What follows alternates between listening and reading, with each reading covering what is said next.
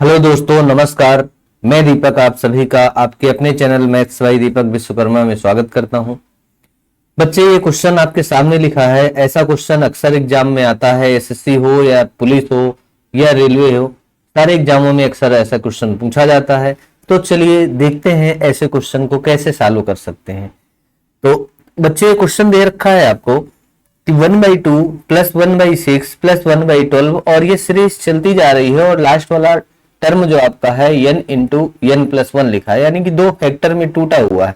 बच्चे, ऐसे ही आपको इनको भी फैक्टर में तोड़ना है। आप ध्यान से देखोगे तो 2 को 1 इंटू 2 लिखा हुआ है। क्या लिखा हुआ बच्चे? 1 इंटू 2।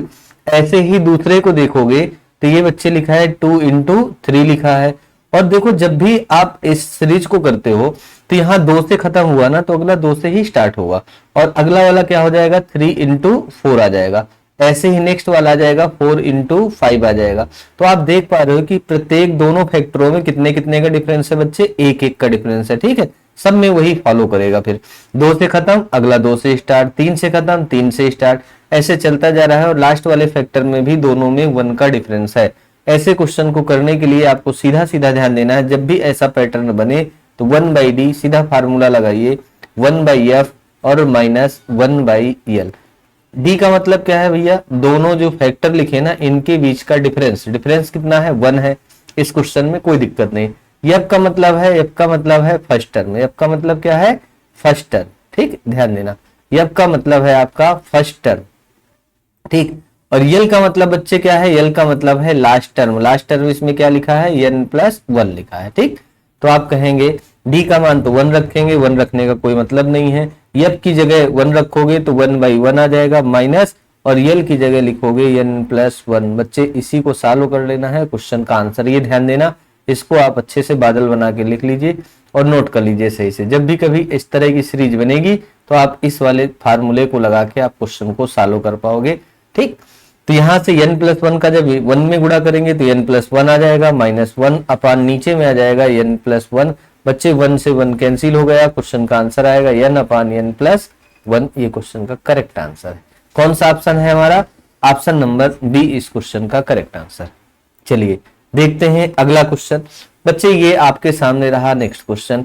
इस क्वेश्चन को कैसे सॉल्व करोगे? सेम देखो चीजें हैं, आपको बनाना पड़ेगा, लेकिन थोड़ा सा अपने दिमाग का भी इस्तेमाल करना है कि सीरीज कहां से बनना स्टार्ट होगी। ठीक, इसको ध्यान से देखोगे, कोई फैक्टर नहीं टूट रहा। 3 इंटू 3 टूटता है भाई। 9 को अगर फैक्टर में तोड़ोगे तो 3 इंटू 3 आएगा। ठीक, लेकिन जैसे ही 6 की तरफ जाओगे तो 2 इंटू क्या लिखा है? 3, और 12 की तरफ जाओगे तो 3 इंटू 4। देखो यहां से सीरीज बनना स्टार्ट हुई। 2 इंटू 3, 3 इंटू 4, तो अगला 4 इंटू 5 ही लिखा होगा। अगला लिखा होगा 5 इंटू 6।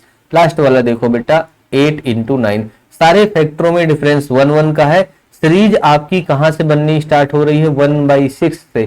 तो भाई 1/9 को वैसे ही लिख दो। ठीक, और यहां से इसके आगे आप फार्मूला लगा दो। फार्मूला कहता है 1/d। डी की वैल्यू क्या है? सब फैक्टरों में 1 1 लिखा है, तो डी का मान रखने की कोई जरूरत नहीं।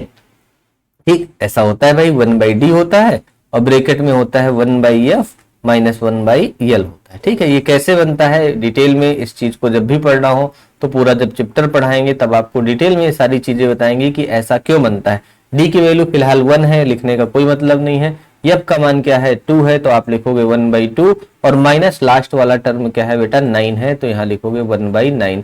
अब आप अच्छे से जानते हो कि बच्चे 9 से 9 क्या हो जाएगा? कैंसिल हो जाएगा 1/9 से, और करेक्ट आंसर आपके सामने 1/2 लिखा है, जो सेकेंडों में आंसर आप बता सकते हैं। ठीक, तो उम्मीद है आपको ये क्वेश्चन समझ में आया होगा। चलिए बढ़ते हैं अगले क्वेश्चन की तरफ। बच्चे, ये क्वेश्चन आपके सामने लिखा है। कई बार आपको बना बनाया फैक्टर देखा। देखो 3 इंटू 5, 5 से खत्म हुआ ना, तो अगला 5 से ही स्टार्ट होगा। 5 इंटू 7 है, फिर लिखा है 7 इंटू 9, फिर लिखा है 9 इंटू 11, और ऐसे ही 13 इंटू 15। यानी सारे फैक्टरों में जो डिफरेंस है वो 2 2 का है इस बार। इसका मतलब है आपको डी की जरूरत यहाँ पड़ने वाली है। बच्चे, फार्मूला क्या होता है? 1/d, और ब्रैकेट में होता है 1/f माइनस 1/l होता है। ठीक, डी की जगह इस बार क्या आ जाएगा? 2 आ जाएगा, तो आप लिखोगे 1/2 और ब्रैकेट में लिखोगे 1/f। f का मान क्या है बच्चे? ये f का मान आपका 3 है। कितना है बच्चे? f का मान 3 है। ये 3 लिखा है, तो आप लिखोगे 1/3 माइनस यल की वैल्यू क्या लिखोगे, 15 लिखोगे, तो बच्चे हमने लिख दिया 15।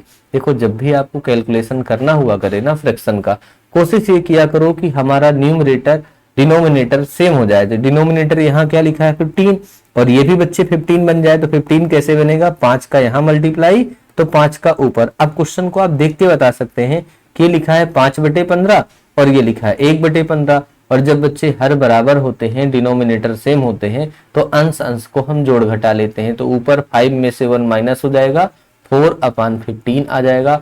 और आगे बेटा लिखा है 1/2, तो 2 से आप 4 को काटोगे 2 टाइम्स, तो एक करेक्ट आंसर आ जाएगा 2/15। क्या आ जाएगा 2/15।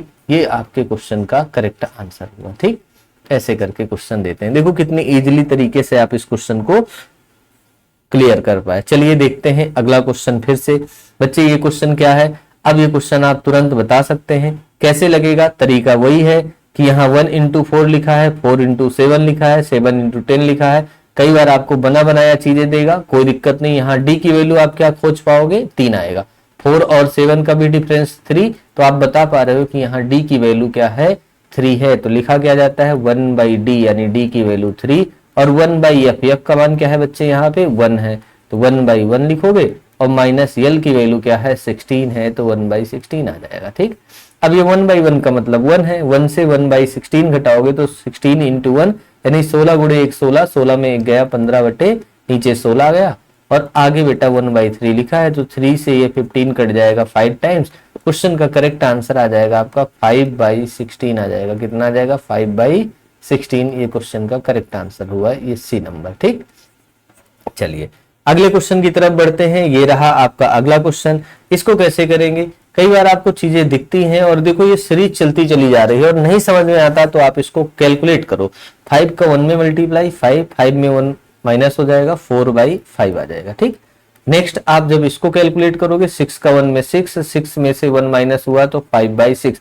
जैसे ही आप करना शुरू कर दोगे ना, तो कुछ ना कुछ चीजें अपने आप निकल के आएंगी। 7 का 1 में गुणा 7 और 7 में 1 घट जाएगा 6/7। देखो पिछली वाली सीरीजों में प्लस माइनस था, इसमें प्लस माइनस नहीं है। ये सब इनटू में चल रहा है। कैसे चल रहा है बच्चे, इनटू में चल रहा है। ठीक है, ध्यान देना। तो जब ऐसा इनटू में चलेगा तो आपको हर एक टर्म को ऐसे सॉल्व करते चले जाना है, पूरी नहीं सॉल्व करना। जैसे ही आप सॉल्व करोगे कुछ ना कुछ चीजें आ जाएंगी। लास्ट में सॉल्व करिए, 100 का 1 में मल्टीप्लाई 100 और 100 में 1 माइनस हो जाएगा, 99/100 आ जाएगा। ठीक, अब चीजें आपको ध्यान से समझनी है कि कौन और कैसे कट रहा है। देखो ध्यान से देखना, ऐसे ऐसे कट रहा है, 6 6 ऐसे। ठीक है, इस सीक्वेंस में चीजें कट जाएंगी। इसका मतलब है पहले वाले का अंश छूट जाएगा और आखिरी वाले का क्या छूट जाएगा, हर छूट जाएगा। तो 4 बटे क्या लिखोगे 100 और 4/100 को आप लिखते हैं 1/25।